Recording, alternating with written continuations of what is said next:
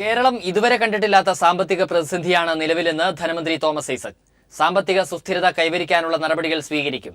UDF സർക്കാർ ചെലവാക്കിയതെല്ലാം ബജറ്റിന് പുറത്തെ ചെലവുകളാണെന്നും ധനമന്ത്രി പറഞ്ഞു. ബഡ്ജറ്റ് എന്ന് പറയുന്നത് ശുദ്ധ പ്രഹസനമായിട്ട് മാറി. മൂലധന ചെലവ് കുറയാണ് ചെയ്തിട്ടുള്ളത്. സംസ്ഥാന വരുമാനത്തിന്റെ ശതമാനമായി കണക്കാക്കിയിട്ടുണ്ടെങ്കിൽ ചെലവെല്ലാം ദൈനംദിന ചെലവാക്കി മാറ്റി. അതാണ് ഈ പ്രതിസന്ധിയുടെ കാരണം എന്ന് പറയുന്നത്. ബഡ്ജറ്റിൽ പറഞ്ഞ കാര്യങ്ങൾക്കല്ല, അപ്പപ്പോ വിളി തോന്നുന്ന കാര്യങ്ങൾക്കൊക്കെ പണം എടുത്ത് ചെലവഴിക്കാം. ഈ സാമ്പത്തിക പ്രതിസന്ധിയിലും വൻകിട മൂലധന നിക്ഷേപം കേരളത്തിൽ സാധ്യമാക്കുന്നത് എങ്ങനെയെന്നുള്ളതാണ് വെല്ലുവിളി. ഈ സാമ്പത്തിക പ്രതിസന്ധി പരിഹരിച്ചു കഴിഞ്ഞിട്ട് നമുക്ക് വൻകിട നിക്ഷേപങ്ങളാകാം എന്ന് കരുതി കഴിഞ്ഞാൽ അത് വളർച്ചയ്ക്ക് വലിയ തിരിച്ചടിയായിട്ട് മാറും. അതുകൊണ്ട് എത്രയും പെട്ടെന്ന് സാമ്പത്തിക സുസ്ഥിരത കൈവരിക്കാനുള്ള നടപടികൾ സ്വീകരിക്കാം. ഒരുപക്ഷെ ഒരു 2 വർഷം എങ്കിലും എടുക്കുമെന്ന് എനിക്ക് തോന്നുന്നു. UDF സർക്കാരിന്റെ വിവാദ ഉത്തരവുകൾ പുനഃപരിശോധിക്കാൻ നിയോഗിക്കപ്പെട്ട മന്ത്രിസഭാ ഉപസമിതി തിങ്കളാഴ്ച യോഗം ചേരും. ജനുവരി 1 ശേഷം ഉമ്മൻചാണ്ടി സർക്കാർ കൈക്കൊണ്ട വിവാദ ഉത്തരവുകളാണ് ഉപസമിതി പരിശോധിക്കുക. വിവാദ തീരുമാനങ്ങൾ അന്വേഷിക്കാൻ ഇന്നലെ ചേർന്ന ആദ്യ മന്ത്രിസഭാ യോഗം തീരുമാനിച്ചിരുന്നു. നിയമം നടപ്പാക്കാനാണ് ശ്രമമെന്ന് സമിതി കൺവീനർ AK ബാലൻ പ്രതികരിച്ചു. കഴിഞ്ഞ സർക്കാർ അവസാന കാലത്ത് തിടുക്കത്തിലെടുത്ത തീരുമാനങ്ങൾ അഴിമതി ലക്ഷ്യമിട്ടാണെന്ന വിമർശനം ഉയർന്നിരുന്നു.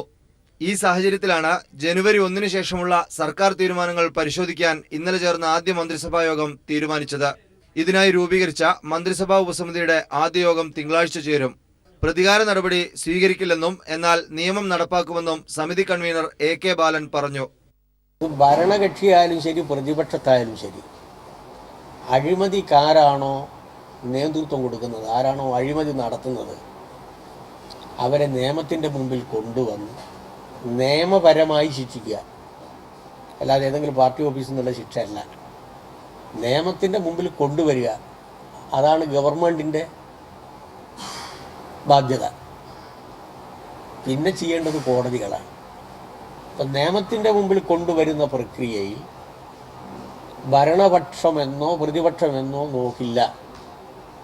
അവസാന 4 മന്ത്രിസഭാ യോഗങ്ങളിൽ വൻതോതിൽ നടത്തിയ ഭൂമിദാന ഉത്തരവുകളിൽ ചിലത് മാധ്യമങ്ങൾ പുറത്തു കൊണ്ടുവന്നിരുന്നു. ഇതുൾപ്പെടെയുള്ള മുഴുവൻ തീരുമാനങ്ങളും സമിതി പരിശോധിക്കും. AK ബാലന് പുറമെ മന്ത്രിമാരായ TM Thomas Isaac, Mathew T Thomas, VS Sunilkumar, AK Saseendran, Kadannappalli Ramachandran എന്നിവരാണ് ഉപസമിതി അംഗങ്ങൾ. News bureau, Thiruvananthapuram. UDF സർക്കാരിന്റെ കാലത്ത് നടന്ന ഭൂമി ഇടപാടുകൾ പരിശോധിക്കുമെന്ന് റവന്യൂ മന്ത്രി E ചന്ദ്രശേഖരൻ. മഴക്കാലപൂർവ്വ ശുചീകരണത്തിന് പ്രഥമ പരിഗണന നൽകുമെന്നും അദ്ദേഹം പീപ്പിളിനോട് പറഞ്ഞു. സെക്രട്ടറി ഉൾപ്പെടെയുള്ളവരെയൊക്കെ ഇന്നലെ കണ്ടിരുന്നു. നാളെ ഉച്ചയ്ക്ക് 2 മണിക്ക് അവരുടെ യോഗം വിളിച്ചിരുന്നു. റവന്യൂ വകുപ്പിലെ ഉദ്യോഗസ്ഥന്മാരുടെ യോഗം വിളിച്ചിരുന്നു. നാളെ കാലത്ത് CM വിളിച്ചു ചേർത്തൊരു യോഗമുണ്ട്. മഴക്കാലപൂർവ്വ രോഗങ്ങളെ സംബന്ധിച്ചുള്ള കാര്യങ്ങൾ ചർച്ച ചെയ്യുന്നുള്ള യോഗമാണ്. അത് വിവിധ ഡിപ്പാർട്ട്മെൻറ്റ് വകുപ്പുകളെല്ലാം ഉൾപ്പെടുന്ന യോഗമാണ്. ആ യോഗം രാവിലെ 11 മണിക്കും അതിനുശേഷം 2:30ക്ക് റവന്യൂ ഡിപ്പാർട്ട്മെൻറ്റ്, റവന്യൂവിലെ ഉദ്യോഗസ്ഥന്മാരുടെ യോഗം വിളിച്ചു. റവന്യൂ വകുപ്പിൻ്റെ ഇപ്പോഴത്തെ നിജസ്ഥിതി മനസ്സിലാക്കാനാണ് നാളത്തെ യോഗം. ഇപ്പോൾ എന്താണ് അവിടെ ഇരിക്കുന്നത്, എന്തൊക്കെ പ്രശ്നങ്ങളാണ് അതിൻ്റെ മുമ്പിൽ ഇരിക്കുന്നതെന്ന് മനസ്സിലാക്കാനാണ് നാളത്തെ യോഗം. നാളത്തെ യോഗത്തിന് ശേഷം മാത്രമേ അതുമായി ബന്ധപ്പെട്ട വിഷയങ്ങളിൽ എന്ത് ചെയ്യണം, എങ്ങനെ ചെയ്യണം, എപ്പോൾ ചെയ്യണം എന്ന് തീരുമാനിക്കാൻ കഴിയും. 2016 ജനുവരി മാസം 1-ാം തീയതി മുതൽ കഴിഞ്ഞ ഗവൺമെൻറ് സ്വീകരിച്ചിട്ടുള്ള എല്ലാ കാര്യങ്ങളെക്കുറിച്ചും പരിശോധിക്കാൻ ഒരു സബ് കമ്മിറ്റി വെച്ചിരിക്കുകയാണ്. സ്വാഭാവികമായും ഈ അവസാന തീരുമാനങ്ങൾ 800 തീരുമാനങ്ങൾ എടുത്ത് ഉൾപ്പെടെ അതിൽപ്പെടും. അത് ശരിയേത് തെറ്റേത് നിർണ്ണയിക്കാൻ ആ കമ്മിറ്റിയുടെ റിപ്പോർട്ടിന് ശേഷം സാധിക്കും.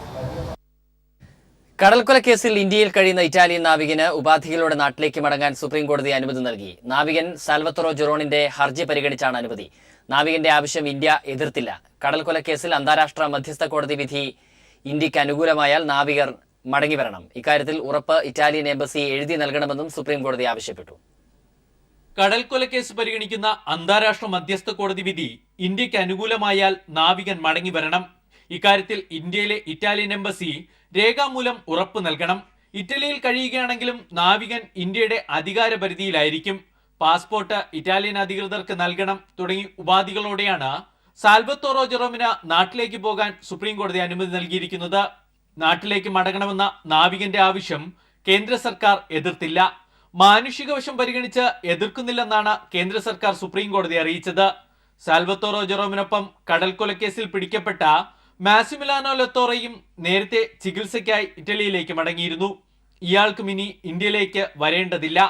അന്താരാഷ്ട്ര മധ്യസ്ഥ കോടതി എടുക്കുന്ന തീരുമാനമാണ് കടൽക്കൊലക്കേസിൽ ഇനി പ്രധാനം. 2012 കേരള സമുദ്രാതിർത്തിയിൽ വച്ചാണ് ഇറ്റാലിയൻ നാവികർ മത്സ്യത്തൊഴിലാളികളെ വെടിവെച്ചു കൊന്നത്. News bureau, Delhi. Italian marine has been allowed to go back now to his home in Italy. Center has not challenged that. Kerala government has said that only strict conditions should be imposed. What is the current government stand? ഈ നമ്മുടെ നാട്ടിലെ നിയമത്തിൻ്റെ വഴിക്ക് പോകണമെന്നുള്ളിടത്താണ് LDF government നിൽക്കുന്നത്. നിയമത്തിൻ്റെ വഴിക്ക് പോവുക എന്ന് പറയുമ്പോൾ ഈ നാട്ടിൽ കുറ്റകൃത്യം ചെയ്തയാളെ ഇവിടെയാണ് അതുമായി ബന്ധപ്പെട്ട പരിശോധനയും വിചാരണയും ഒക്കെ നടക്കേണ്ടത്. പക്ഷെ ഇക്കാര്യത്തിൽ വലിയ കള്ളക്കളിയാണ് നേരത്തെ മുതൽ കേന്ദ്ര ഗവൺമെൻറ് സ്വീകരിച്ചു വരുന്നത്. ആ സമീപനത്തോട് യോജിപ്പ് ഞങ്ങൾക്ക് നേരത്തെയില്ല. ഞങ്ങളതിനെ ശക്തമായി തന്നെ വിമർശിച്ചിട്ടുള്ളതാണ്. കേന്ദ്ര ഗവൺമെൻറ് സ്വീകരിക്കുന്ന തെറ്റായ സമീപനത്തിൻ്റെ ഭാഗമായിട്ടാണ് ഇത്തരത്തിലുള്ള ഒരു നിലപാട് കോടതിയിൽ നിന്നും ഉണ്ടായത് എന്നാണ് മനസ്സിലാക്കുന്നത്.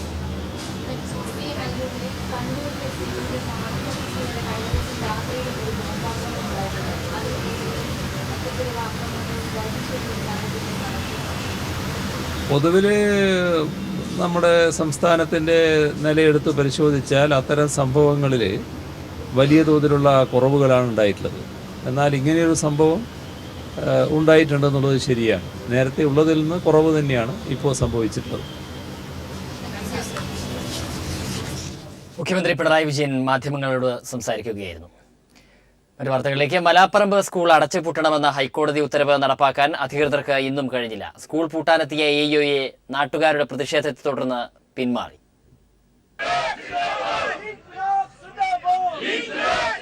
വലിയ ജനകീയ പ്രതിഷേധത്തെ തുടർന്നാണ് ഈ മാസം 27-നകം മലാപ്പറമ്പ് സ്കൂൾ അടച്ചുപൂട്ടണമെന്ന ഹൈക്കോടതി ഉത്തരവ് പാലിക്കാൻ സാധിക്കാതെ AEO മടങ്ങിയത്.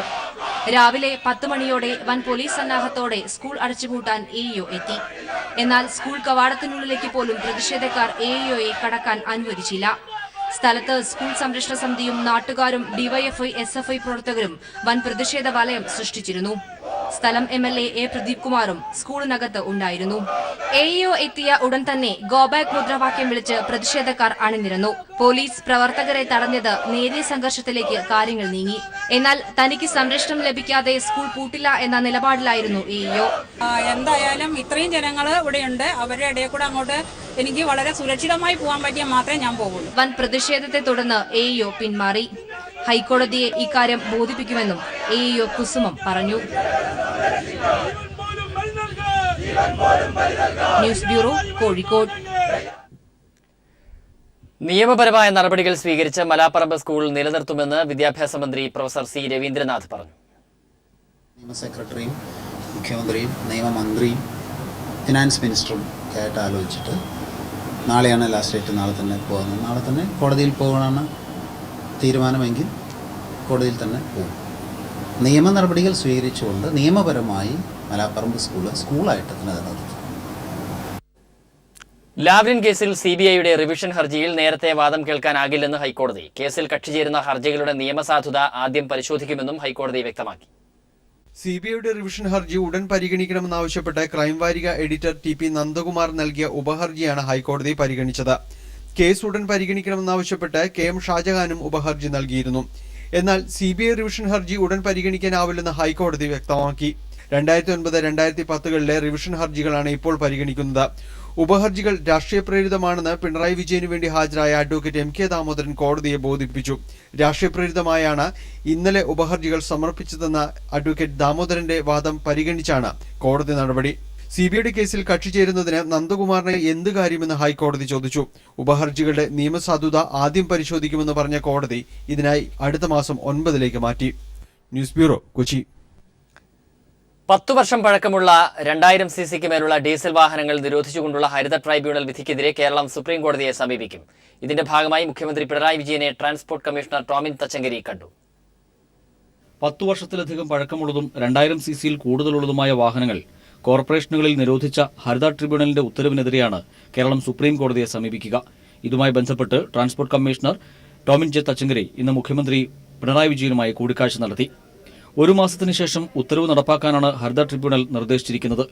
ഉത്തരവ് പ്രാബല്യത്തിലായാൽ 2700ഓളം KSRTC ബസ്സുകളും ആയിരക്കണക്കിന് മറ്റു വാഹനങ്ങളും നിരത്തുകളിൽ നിന്ന് പിൻവലിക്കേണ്ടി വരും. ട്രിബ്യൂണൽ വിധി അനുസരിച്ച് പഴക്കമുള്ള സ്വകാര്യ ബസ്സുകളും ഭാരവാഹനങ്ങളുമെല്ലാം പ്രമുഖ നഗരങ്ങളിൽ നിന്ന് ഒഴിവാക്കേണ്ടിയും വരും. KSRTC സംബന്ധിച്ച് വൻ തിരിച്ചടിയാകും ഉത്തരവ് നടപ്പായാൽ ഉണ്ടാവുക. പഴയ ബസ്സുകൾ ഒറ്റയടിക്ക് പിൻവലിച്ചാൽ പൊതുജനം ബുദ്ധിമുട്ടേണ്ട അവസ്ഥയും സംജാതമാകും. News bureau, Thiruvananthapuram. മെയ് 25-ന് സത്യപ്രതിജ്ഞയുടെ തിരക്കേറിയ ദിനത്തിലും മുഖ്യമന്ത്രി പിണറായി വിജയൻ കൈരളി TV സന്ദർശിക്കാൻ സമയം കണ്ടെത്തി. ചെയർമാൻ മമ്മൂട്ടിയും MD ജോൺ ബ്രിട്ടാസും ചേർന്ന് പിണറായിക്ക് സ്നേഹോഷ്മളമായ വരവേൽപ്പ് നൽകി. പിണറായിയുടെ സന്ദർശനം കൈരളി പ്രവർത്തകർക്ക് ആവേശമായി. പിണറായി വിജയന്റെ ദിവസം തുടങ്ങിയത് രാവിലെ 9 മണിക്ക് ഗവർണറെ കണ്ടുകൊണ്ട് 10 മണിക്ക് LDF യോഗത്തിനെത്തി. യോഗം തീർന്നപാടെ എത്തിയത് കൈരളി ആസ്ഥാനത്ത്. നിയുക്ത മുഖ്യമന്ത്രിയാകുന്ന ആ മണിക്കൂറുകളിൽ അദ്ദേഹം സന്ദർശിച്ച ഒരേയൊരു സ്ഥാപനം കൈരളിയായി.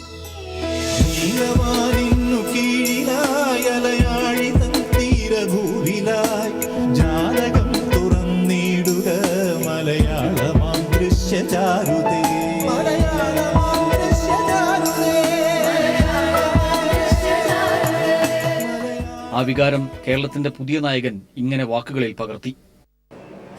കൈരളിയുടെ സന്തോഷം എനിക്കുമുണ്ടാകുന്ന സന്തോഷമാണ്, എനിക്കുണ്ടാകുന്ന സന്തോഷം കൈരളിക്കും സന്തോഷമാണെന്ന് തന്നെയാണല്ലോ പ്രതീക്ഷിക്കുന്നത്.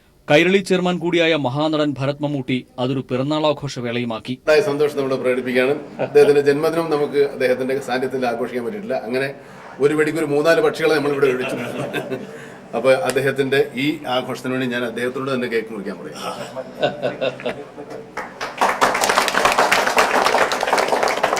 അപ്പൊ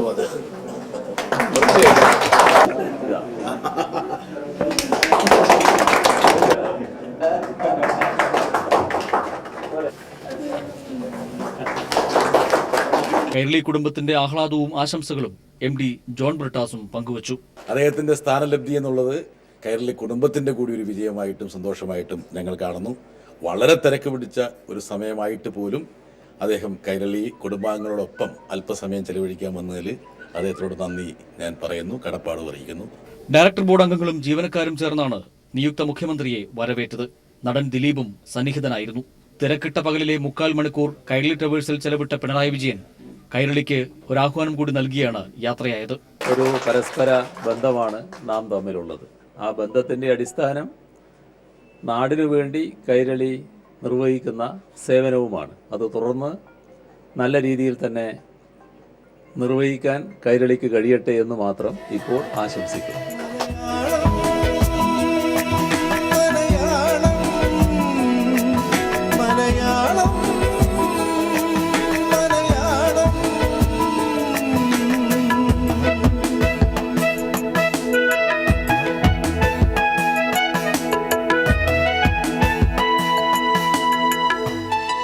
ന്യൂസ് ബ്യൂറോ, തിരുവനന്തപുരം.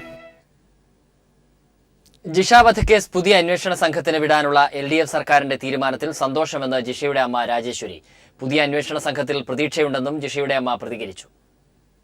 100 പ്രാർത്ഥനയോടും ഇതിൽ ബന്ധപ്പെടുന്ന നിങ്ങളെ പോലെ എല്ലാവർക്കും എൻ്റെ കൊച്ചിനെ ആരാ കൊന്നെന്ന് വെച്ചാൽ എത്രയും വേഗം പിടിക്കണം.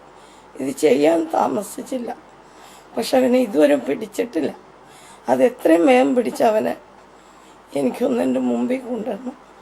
എൻ്റെ കൊച്ചിനെ കൊന്നതുപോലെ എനിക്ക് ഒന്ന് ചോദിക്കണം അവൻ എന്താ ചെയ്തതെന്നൊക്കെ. എന്നൊരാളാണ് ഇന്നൊരു സെൻറ്റ് മണ്ണൂല ആരും തന്നിട്ടില്ല. ആദ്യമായിട്ട് ഞങ്ങൾക്ക് നിധി കിട്ടുന്ന പോലെയാണ്. പുതിയ സർക്കാർ ഇപ്പോൾ അധികാരമായിട്ടിട്ടുണ്ട്.